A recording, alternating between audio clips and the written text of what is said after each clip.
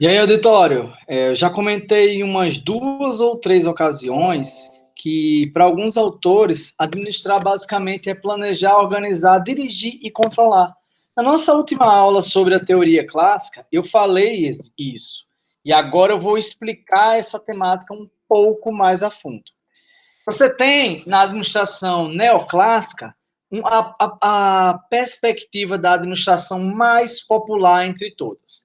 E aí você tem nesse quesito o que nós chamamos de processo operacional, quando você vai responder questões de concurso público, por exemplo, em que você tem a visão de administração como algo dividido em fases: planejamento, organização, direção e controle. Na verdade, vocês, como estudantes que se aprofundam no tema, precisam compreender que esse processo operacional, ele não é exatamente etapas que se concatenam entre si. Talvez possamos dizer que tudo começa com o planejamento, isso é fato, mas organização, direção e controle são coisas que vão acontecendo mais ou menos ao mesmo tempo. A instituição, o mundo não para que você organize, direcione e depois controle. Você precisa, de certa forma, fazer essas coisas acontecerem ao mesmo tempo. E daí é tão difícil a gente ter uma administração, vamos dizer assim, bem eficiente e eficaz. Por quê? Porque temos influências externas e internas. A gente tem uma série de conjunturas que vão alterando os nossos planejamentos, o que devemos e o que planejamos fazer.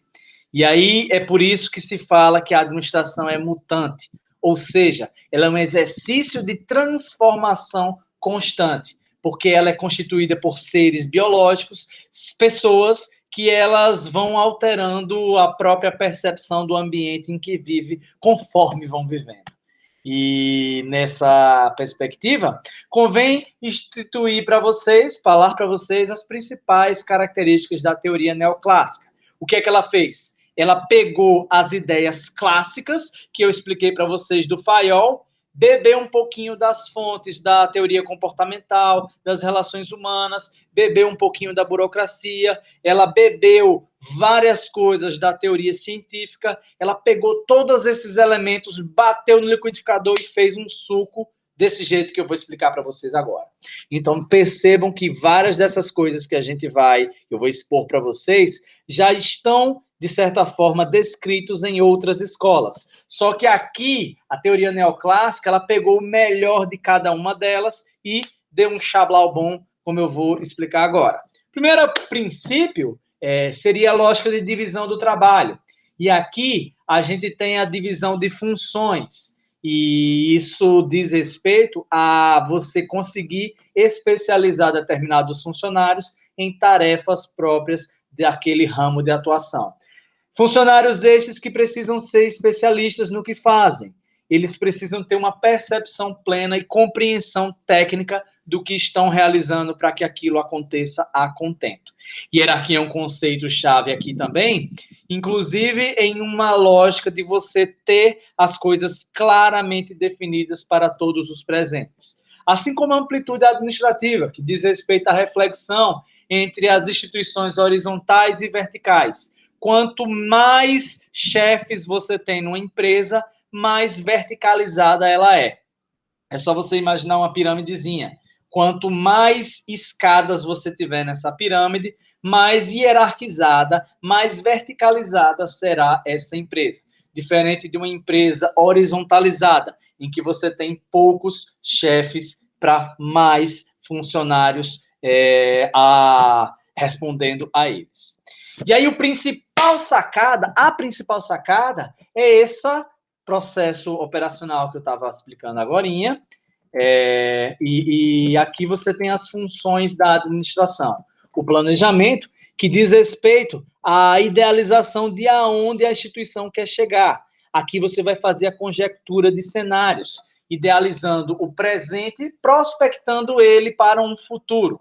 E aí é comum uma empresa criar um plano de negócios, ou se ela já existia há algum tempo, fazer o planejamento estratégico, mostrando quais a avaliação que ela tem do cenário que está e que passos ela precisa percorrer para, com isso, conseguir chegar aos seus objetivos. O planejamento diz respeito a onde se quer chegar. E se você não sabe onde quer chegar, você vai acabar parando em qualquer lugar. E qualquer lugar não serve. A organização seria outra função administrativa que diz respeito a como nós vamos chegar lá.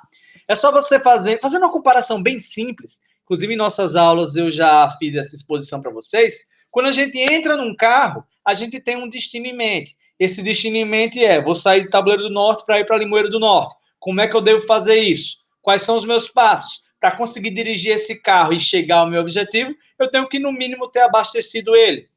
Eu tenho que, no mínimo, compreender a parte operacional para dirigir um carro.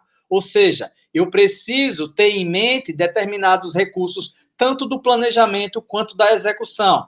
E aí, transferindo essa metáfora para a ideia de organização, aqui é o como. Como é que eu vou dispor os meus companheiros de viagem, por exemplo? Do meu lado vai estar alguém que vai me guiar, dizendo que caminho eu devo percorrer. Atrás de mim vai estar aquela pessoa que, de repente, vai cuidar da alimentação. Então, compreendam que a organização é a reflexão sobre como os objetivos serão alcançados. E aqui, numa aplicação mais direta nas empresas, temos o conceito de um lugar para cada coisa e cada coisa em seu lugar. Eu vou organizar os meus recursos e liderar as minhas pessoas. Nesse exercício de liderança, chegamos à discussão da direção. Quem é que está levando você? No meu carro, o exemplo que eu dei agora há pouco seria o motorista. Na minha empresa, vai ser o administrador ou o empreendedor. Na minha política nacional, vai ser o meu representante máximo, o presidente. Na minha política municipal, vai ser o meu prefeito. Ou seja, eu tenho lideranças que vão puxar o meu processo de condução da minha instituição de um lugar para o outro. E tudo isso precisa ser refletido na quarta função administrativa, que é o controle. Esse controle diz respeito à medida objetiva de onde eu estou indo, cruzado com se eu estou chegando ou não. É como se eu tivesse um certo mapa, e aí, a partir desse mapa, eu vou conseguir me guiar e me nortear se eu estou chegando no meu objetivo. No exemplo que eu dei agora há pouco sobre ir de Tabuleiro do Norte a Limoeiro do Norte, quando eu estou andando na BR, eu vejo a partir da quilometragem se eu estou chegando ou não. A mesma coisa acontece nas empresas, mesma lógica. Eu tenho ferramentas de controle para medir se eu estou chegando no meu objetivo ou não. Imagine que o meu planejamento me disse que eu preciso aumentar as minhas vendas em 10%. Então, eu vou, isso durante um ano. Então, trimestralmente, bimestralmente, mensalmente, varia de cada empresa, eu vou medir se o meu crescimento em vendas está de fato crescendo. Ou seja, eu vou medir, mensurar, para que assim eu consiga controlar bem se eu estou conseguindo alcançar meu objetivo ou não. E tem um ditado que eu gosto muito nesse quesito, que diz que quem não mede não cresce. Afinal, como é que você vai saber se está crescendo ou decrescendo se você não tiver objetivamente medidas que lhe deem essa informação? Eu acredito que vocês notaram que vários desses conceitos nós vimos em outras escolas. Só que agora a gente tem uma aplicação mais direta e mais contemporânea. A escola neoclássica surgiu a partir dos quase anos 60, mais ou menos. E ela tinha uma pegada muito de beber das outras fontes, pegar o melhor de cada uma e fazer uma teoria que pegasse o melhor do clássico e ou seja, reformulasse isso conforme as necessidades do tempo. Espero que tenha ficado claro. Mais uma vez, repito que qualquer coisa estou à disposição. Valeu? Valeu, né?